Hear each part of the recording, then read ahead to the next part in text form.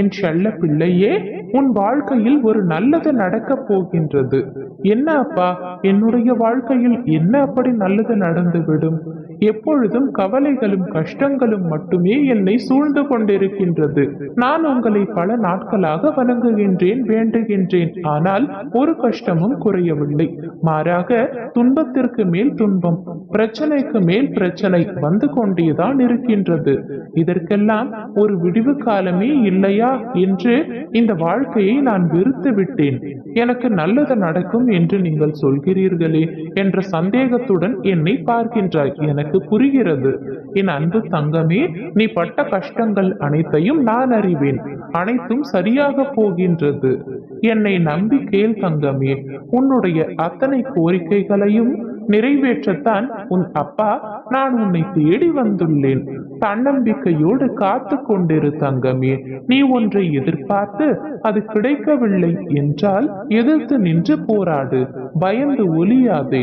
எதற்காகவும் நீ பயப்பட வேண்டிய அவசியமில்லை.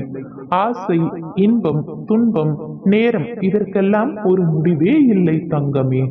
இதையெல்லாம் தாண்டி வந்தால்தான் நீ தேடி வந்த அற்புதமான சுகங்கள் உனக்கு கிடைக்கும். இன்று நீ என்னை முழுவதுமாக புரிந்து கொள்வாய்.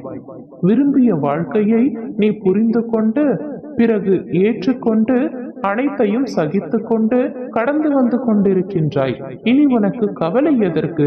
எதற்காக இந்த பயம்? உன் அப்பா நான் உன்னுடன் இருக்கின்றேன்.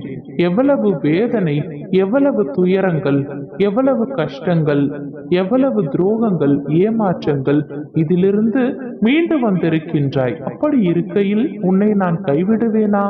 இனி நடக்கப் போவதை பார்த்து நீ வியக்கப் போகின்றாய். தைரியமாக இரு தங்கமே. நீ இந்த உலக வாழ்க்கையில் ஜெயிக்கப் போகின்றாய். உன்னை தேடி நான் வந்து கொண்டிருக்கின்றேன். நீ என்னை வரவேற்க தயாராக இரு. உன்னை மகிழ்விக்கவே நான் வருகின்றேன். உன் கர்ம பலன்களை விலக்கி உன்னை அனைவரும் பார்த்து வியக்கும் வண்ணம் வாழ்க்கையில் உன்னை உயர்ந்த நிலைக்கு நான் கொண்டு செல்ல போகின்றேன். நான் உன்னிடம் வரும் வரை சற்று பொறுமை காத்திரு தங்கமே. பொறுமை உனக்கு மிகவும் முக்கியமான கவசம் என்பதை உணர்ந்து கொள் தங்கமே. தைரியத்தை மட்டும் ஒரு நாளும் இழந்து விடாதே. நான் உனது கோரிக்கையை பரிசீலித்துக் கொண்டுதான் இருக்கின்றேன். விரைவில் உனக்கு நல்லது மட்டுமே நடக்கும். நான் இருக்கும் பொழுது கலங்கக்கூடாது. என்னை மீறி எதுவும் உன்னுடைய வாழ்க்கையில் நடக்கப் போவதில்லை. உன்னை நான் கைவிட மாட்டேன் என்பதை மட்டும் சர்வ நிச்சயமாக கூறுகின்றேன். என்னை நிச்சயமாக பார்க்க முடியும். நீ உள்ளத்தில் மனதார நினைத்தாலே போதும். உன் பிரார்த்தனைகள் என் செவிகளுக்கு வந்தடைந்து விடும். கூடிய விரைவில் நான் அதை நிறைவேற்றி தருவேன். நீ உள்ளத்தில் நினைத்தாலே போதும். உன் பிரார்த்தனைகள் என் செவிகளுக்கு வந்தடைந்து விடும். கூடிய விரைவில் நான் அதை நிறைவேற்றி தருவேன். நீ உன்னுடைய குறைகளை உன்னில் தேடு. உன்னை நீ நம்பு. உன்னை நீ நேசி. உன் வேலைகளை நேசி. சில இடங்களில் மௌனத்தையும் பொறுமையையும் கடைபிடி.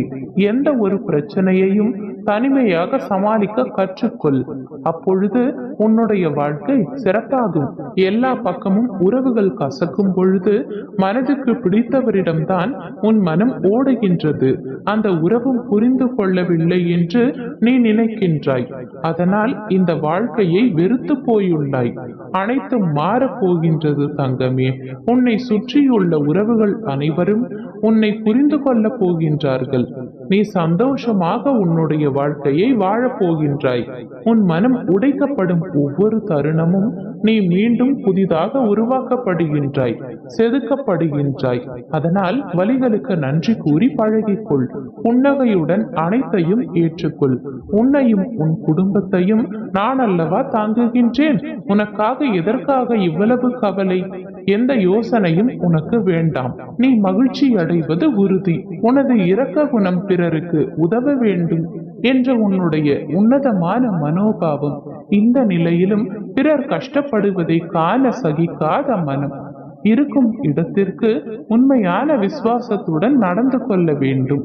நீதியை, நேர்மையை பின்பற்ற வேண்டும். யாருக்கும் எந்த துரோகமும் இழைக்க கூடாது. யாருக்கும் எந்தவித கெடுதலும் என்னால் செய்ய முடியாது என்று நினைத்து அதன்படி நடந்து வந்ததால் தான் நான் கீழான நிலைக்கு இறங்க நேர்ந்தது என்று நீ நினைக்கின்றாய். என் தங்கமே, கெட்டவர்களும் கெடுபுத்தி உள்ளவர்களும் நன்றாக இருக்கும் பொழுது நல்லவர்களான நாங்கள் மட்டும் ஏன் கஷ்டப்பட வேண்டும் அப்பா?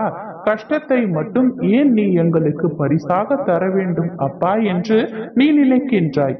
உன்னை போன்ற நல்லவர்கள் இப்படித்தான் கூறிக்கொண்டிருக்கிறார்கள். இது இன்றோ நேற்றோ தொடங்கி நடந்து கொண்டிருப்பதல்ல. கால காலமாய் நல்லவர்கள் புலம்புவது தொடர்கதையாக உள்ளது. நல்லவர்கள் தங்களது எஞ்சியுள்ள கர்ம வினைகளையும் தீர்த்துவிட்டு முற்றிலும் சந்தோஷத்தை பெறுவதற்கே கஷ்டத்தை அனுபவிக்கின்றார்கள். நான் நல்லவர்கள் மனதில் மட்டுமே வாழ முடியும், கெட்டவர்கள் மனதில் எனக்கு இடமேது? இப்படி உன்னை கஷ்டப்படுத்தி நான் வாழ்வதால் என்ன பலன் என்று நீ நினைக்கலாம். நான் உன்னை கஷ்டப்படுத்த வேண்டும் என்பதே என்னுடைய நோக்கம் அல்ல. நான் உன்னை பக்குவப்படுத்தி பெருமைப்படுத்துவதற்கு இதை உனக்கு கொடுத்திருக்கின்றேன். நான் உன்னுடைய தகுதிக்கும் தாங்கும் சக்திக்கும் ஏற்பத்தான் உனக்கு கஷ்டத்தை தருகின்றேன். இதை உன்னால் சமாளிக்க முடியும் தங்கமே. பின்பு எதற்காக இவ்வளவு சோர்வு? அது உன்னை பலவீனப்படுத்தி சிந்தனையை முடக்கும், செயலை குறைக்கும், மந்த புத்தியை உண்டாக்கும். இதற்காகவா நான் உனக்கு இவ்வளவு கஷ்டத்தை கொடுத்தேன்? தைரியமாக எழுந்து நீ நடக்க வேண்டும். இந்த நேரத்தில் நீ மிகவும் வேகமாக செயல்பட வேண்டும் தங்கமே. உனக்கு ஏற்பட்ட துயரங்கள் அனைத்தும் கூடிய விரைவில் விலகிவிடும் தங்கமே. நம்பிக்கை இழந்து விடாதே. அனைத்தும் விரைவில் மாறப்போகின்றது. இனி உனக்கு நல்லது மட்டுமே நடக்கப் போகின்றது. நான் இருக்கிறேன். கஷ்டம் வரும் சூழலில் என் நாமத்தை மட்டும் நீ உச்சரித்து பார். இனி உனக்கு நடப்பது அனைத்தும் நல்லதாகவே நடக்கும்.